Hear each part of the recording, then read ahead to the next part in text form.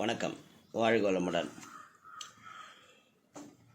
நம்மை சுற்றி இருக்கும் கோயில்கள், நம்ம பெரிய பெரிய கோயில்களை மட்டும் அதை பற்றி பதிவுகளை படிக்கிறோம்.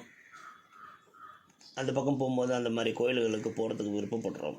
ஆனால் நம்மளை சுற்றி இருக்கிற சிறு கோயில்கள், அதுவும் அதே பழமை வாய்ந்த கோயில்களாக இருக்கும், அதே அளவுக்கு கட்டடக்கலையில் சிறப்பான நுணுக்கங்களை கொண்டிருக்கும்.